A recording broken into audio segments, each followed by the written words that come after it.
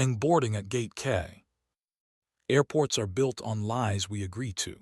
That time can be tidied, that distance is obedient, that departures come with returns. I run operations in a private terminal where those lies are luxury branded. My job is to make every crossing look choreographed, paperwork pre-cleared, drivers placed like commas, whispered ushers smoothing people from one kind of air to another. I believed in that choreography until the day I saw my partner walk through a door that's not on any map. Gate K. My name is Ryan. I'm 35, good with clipboards and cameras, bad with weekends. The terminal lives on a fenced-in edge of the airport like a quiet rumor. 2 lounges, a customs room that smells like polished wood, a hallway of private suites whose doors never announce names. From my office, I see the apron and 3 of our 5 stands. I can tell the appetites of the day by the tail numbers that roll in. Lena, my partner, is a publicist who can make a missed flight sound like a favor. When she speaks, rich men believe in schedules again. We met across a baggage claim years ago when an A-lister's dog chewed through a Louis Vuitton and chaos needed an adult. She handed me a leash. I corrected a manifest. We bought coffee and the trouble didn't end. We moved in a year later, 2 people who preferred whispers and lists, kissing in doorways like punctuation. The door we don't print on maps sits at the end of Corridor D. It looks like a staff access point, gray, unassuming, a keypad that hums when the right fingers touch it. Internally, we call it Gate KK is for keeps this out of the news. It opens into a small jet bridge that folds to whatever aircraft a donor or a government prefers to pretend they didn't use. You need a rotating code to access it, and a reason you can justify later with a straight face. When I first toured Lena through my world, she lingered by that door, interested in the blankness of it. "What's behind there?" she asked. "Nothing," I said, "everything." I kissed her hair and meant both. We were steady through bad winters and softer seasons. She talked fast and slept hard. I did the opposite. We were good. Then a hedge fund in a museum tuxedo bought the company that owns our terminal and hired a new strategic liaison, Theo March. You know his type even if you don't know his face.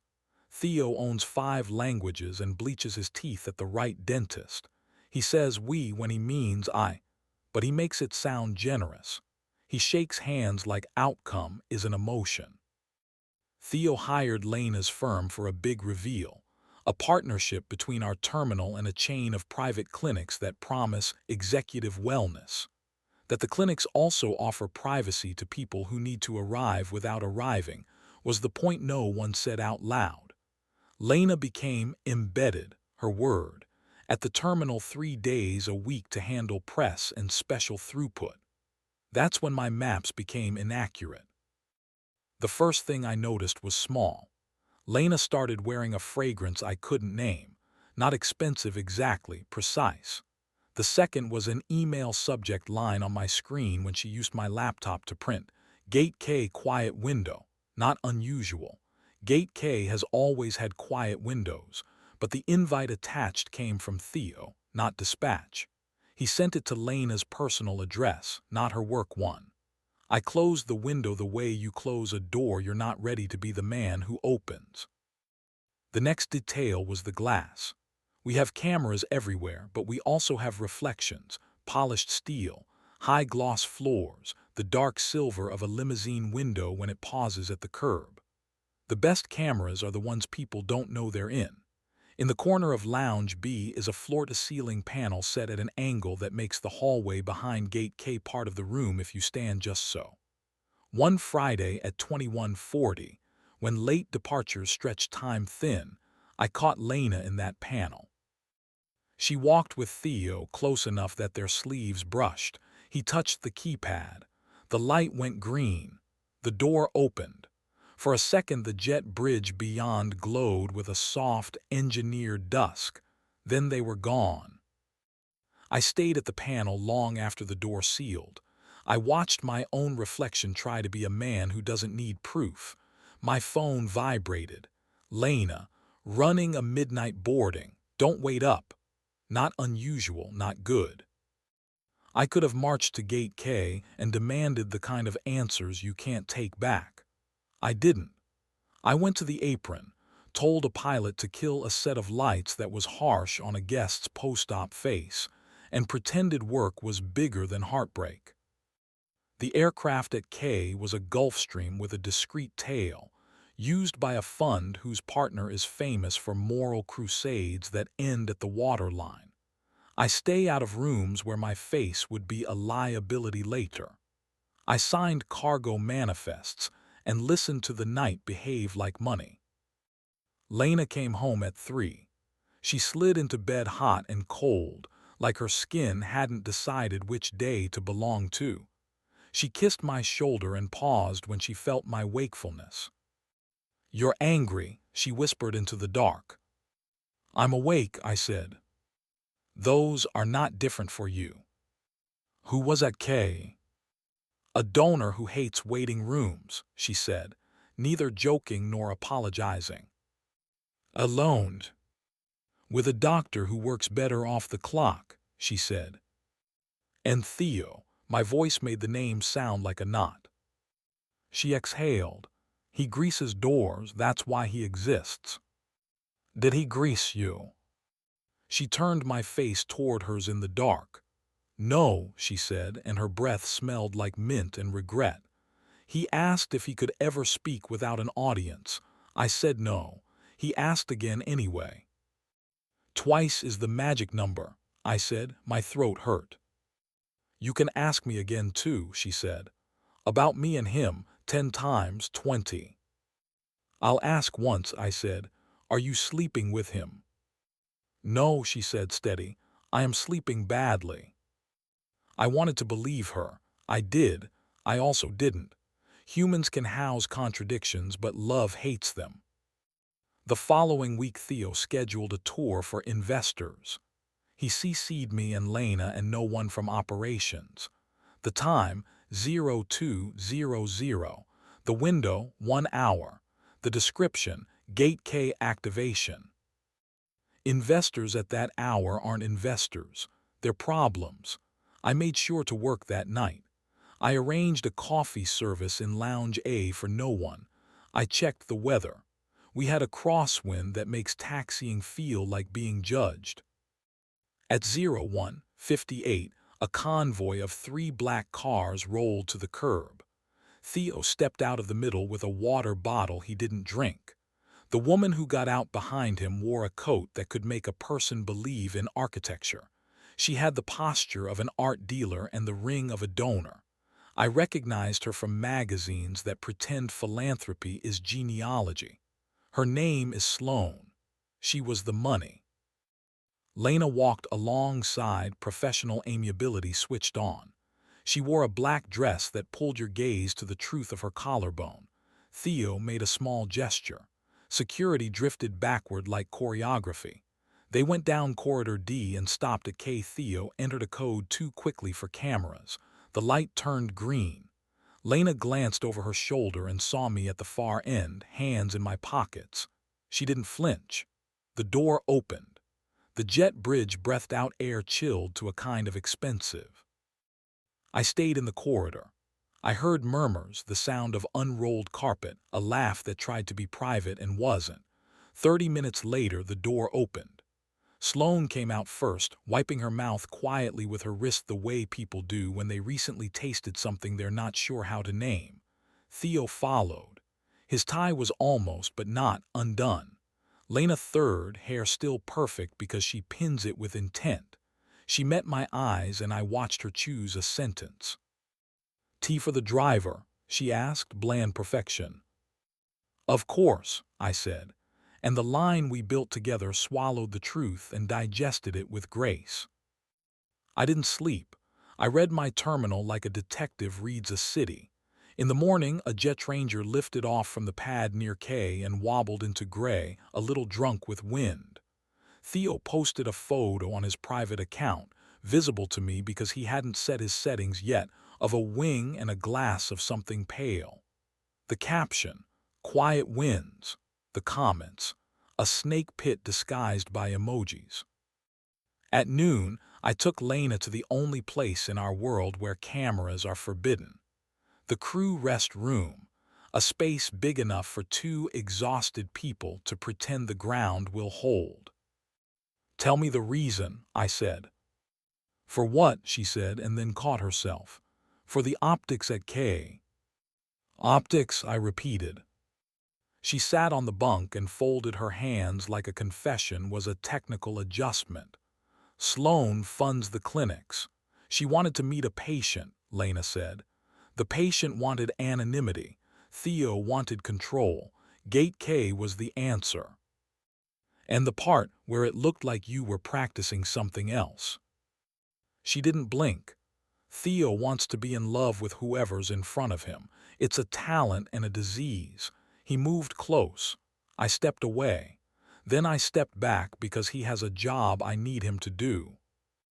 "You let him paint desire in a room with a door only he can open," I said. My voice was flat with the exhaustion of being right. She reached for my wrist, found my pulse. "I choreographed a minute that made the money behave," she said. "I hate that I did it. I like that it worked." "You could have told me," I said. "I could have," she said. "Or you could have asked me the first time you saw it instead of polishing your hurt into proof." "I'm asking," I said. "Not because I want to trap you, because I want to stand in the same hallway, facing the same door." She took a long breath that made her look more mortal. "I didn't cheat," she said. "I wanted to know if he would stop when I asked him to. He didn't until I made him believe it was his idea. That's my work. It's also the part of me I don't want to bring home." "Bring it home," I said. "All of it. Make me see it before the jet bridge does." She nodded, small and solemn, like a person learning a new law. We made 2 changes that afternoon. One physical. I installed a convex mirror at the end of Corridor D, an old airport trick. Mirrors are honesty disguised as decor. One personal. We set a rule. If either of us says Gate K at home, the other stops whatever they're doing and listens like there's a jet idling. 2 nights later, the mirror paid for itself. At 23:15, Theo came through the VIP entrance alone, no entourage, no coat. He walked like a man trying not to look hurried. He took Corridor D. He paused at K, checked his phone, and glanced up. In the mirror, I watched the angle that made him handsome die by degrees. Lena stepped into frame from the opposite side, not close, not coy. She didn't stop. She walked past K, past Theo, to me. "Gate K," she said. I said, "Here." And we stood there while Theo took in that the door wouldn't open for him without an audience he could not control. "Clients," he began. "Use the main gate," Lena said. "We're changing the story. We're proud of arrivals again." He smiled the way men smile when they discover the terms have updated and their password is wrong. "You're making a mistake," he said. "People like you don't get to reset myths." "People like me write them," Lena said coolly. "People like him enforce them." She nodded at me. "And people like you can either be useful or noisy." He laughed tiny. "You'll be bored," he said, but the sentence belonged to another scene. He left carrying an unchanged body and a dented idea of himself. We didn't kiss in the corridor. We went to the staff stairwell and argued with respect pressed between us like a buffer. How much intimacy belongs to work, how much theater saves lives, and how much ruins them. We settled nothing in language. We settled everything with hands. She leaned against the wall, mouth bright with argument, and I kissed her like I was testing a theory about gravity. She hooked 2 fingers in my belt and pulled, a math problem solved with skin. It was not an apology. It was a restatement in an older grammar. We stopped before alarms learned our names. In the weeks after, Gate K's traffic changed. We still moved ghosts who needed to arrive without arriving, but we did it with less performance and more policy. Sloane came back with checks and without Theo. She shook my hand like "thank you for installing a mirror" was a sentence that could exist in that mouth. She asked Lena to sit on a board that would actually write rules, not pretend they exist. Theo transferred to an office in a city where people still confuse lighting with ethics. He sent 2 brittle emails we ignored and 1 gift, a bottle of something he knew I couldn't afford and a note that said, "For the nights you keep the lies believable." We poured it down a drain with delight and made coffee instead. Now, when the light at the end of corridor D turns green, my chest doesn't. Sometimes I still see Lena in the mirror at an angle that makes my old fear scratch. When that happens, she says "Gate K" like a password, and I say "Here," and she pushes me against a wall in the stairwell and laughs into my mouth. I like that we didn't make new saints of ourselves. We made better habits. We fly sometimes on our days off. Not privately. Commercial, coach if we can stand it. We hold hands at public gates and pretend announcements are poems.